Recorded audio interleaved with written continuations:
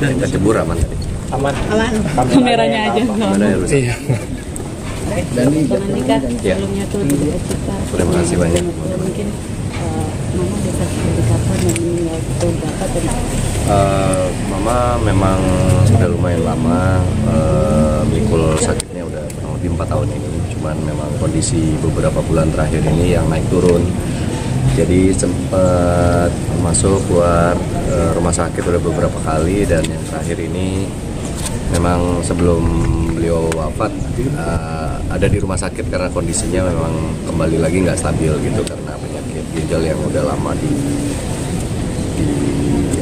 dialami.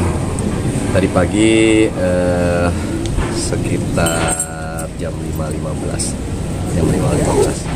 Karena yang nemenin di sana kebetulan bapak sama ada salah satu perawat dari sama orang rumah, ada 3 orang yang nemenin. Tadi pagi posisinya semua masih di rumah. Saya juga pas kebetulan lagi mau olahraga, mau sih benar-benar pas mau berangkat tiba-tiba dapat telepon harus ke rumah sakit karena kondisinya tiba-tiba drop. Nggak lama kemudian pas kita di jalan dikabari mama udah wafat. Kenangan apa sih Bang? Wah, banyak banget ya, bisa dibilang itu ibu kedua saya ya gitu, terutama buat Usi, pasti Usi yang lebih terpukul karena ibunya yang paling dia sayang.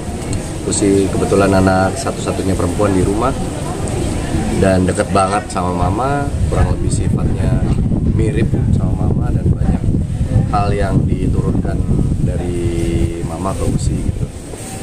Kalau kenangan ya banyak banget lah. Contohnya di rumah ini dulu saya lamaran juga di rumah ini, jadi segala sudutnya punya cerita bareng sama mama. Ada pesan-pesan kali nggak dari ke anak-anak itu dari? Nah, waktu beliau kemarin kembali sadar itu, waktu sempat bisa diajak ngobrol itu dia nggak minta apa-apa, cuman minta dibawa pulang sebenarnya. Dan dokter pun juga sudah memberi wacana, oke, boleh deh rawat jalan, tapi benar-benar harus dipantau beberapa hari sekali, harus kembali ke rumah sakit.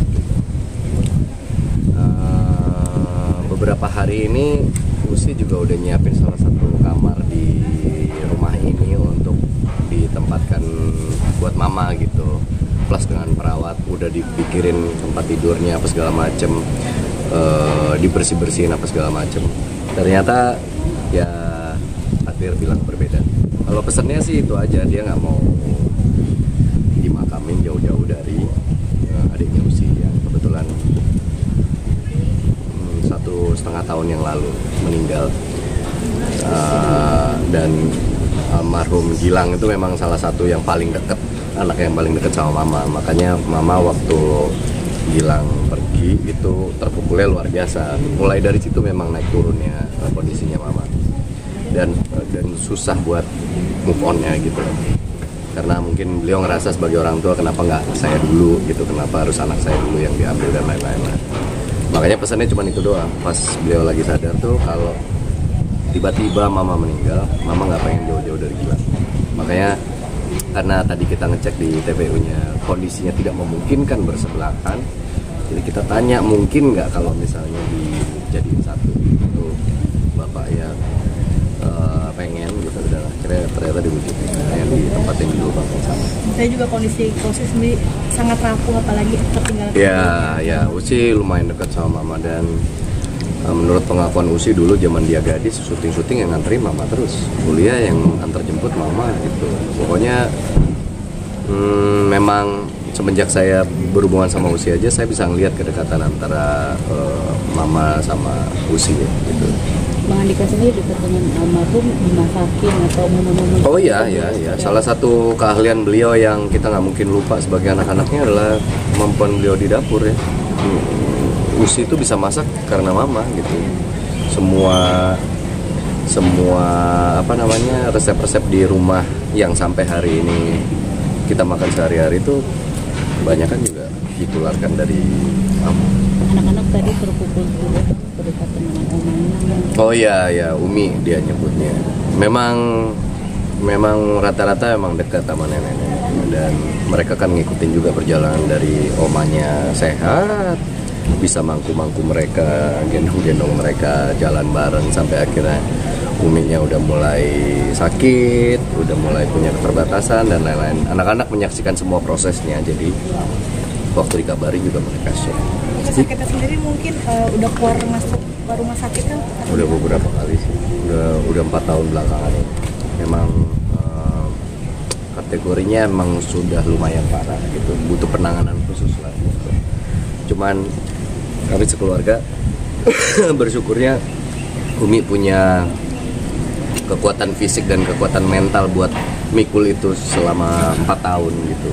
Orang dengan penyakit sama banyak yang nggak selama itu bertahan, kemampuan bertahannya, tapi dengan Umi bertahan 4 tahun demi orang-orang di sekitarnya, saya rasa itu sebuah kekuatan yang luar biasa.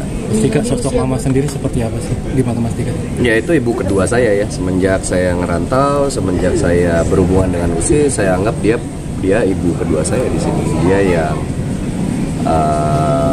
jadi panutan buat saya juga, selain ibu saya yang ada di Malang, karena kami kan posisinya berjauhan. Jadi ada apapun ya kadang-kadang kita melibatkan mama untuk setiap keputusan yang kita ambil gitu. Nggak jarang dulu kita sharing tentang apa yang kita hadapi dan sama beliau gitu. Saya sama-sama seperti ibu saya yang ada di Malang. Usianya berapa Pak Tika? Usia berapa? Ntar saya hitung dulu ya.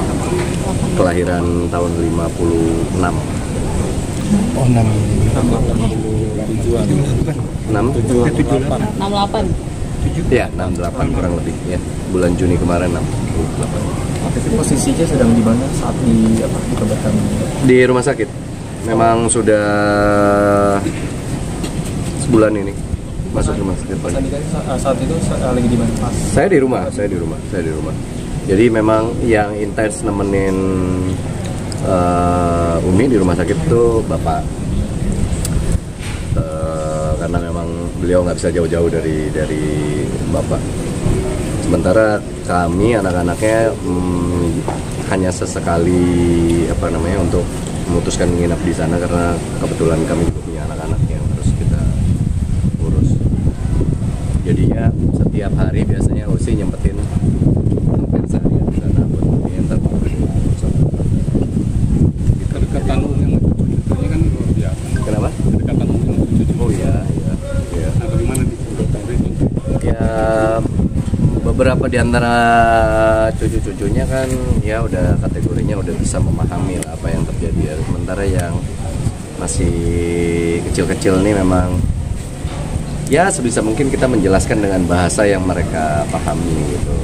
Kayak saya contohnya ngasih tahu ke anak saya, ya Umi udah gak sakit lagi, Umi udah justru jauh lebih happy, Umi punya rumah baru, rumah barunya di surga, dia bisa ketemu sama Allah, bisa ketemu sama keluarga yang udah mendahului kita lebih lama dan lain-lain. Nanti suatu saat semua kumpul. Sempet ada planning mau liburan juga nggak sih? Tadinya iya, tapi kita belum obrolin matengnya gimana. Cuman planningnya memang sudah ada. Cuman ya keputusan mengenai itu kayaknya nggak pas buat dibicarain sekarang. Dah. Terima kasih. Doa, Mas Andi. Doa. Ya saya mewakili keluarga besar. Saya ingin mohon maaf sebesar-besarnya buat orang-orang yang mengenal beliau atau pernah berhubungan dengan beliau semasa hidupnya. Apabila ada salah dan hilaf, saya minta maaf dan minta bukan pintu maaf yang sebesar-besarnya atas kesalahan-kesalahan dan kehilafan beliau. Dan kalau misalnya ada sesuatu yang belum selesai dengan beliau, bisa menghubungi kami pihak keluarga untuk bisa segera menyelesaikan dalam bentuk apa. Terima kasih Bang Andika. Terima kasih, hati-hati.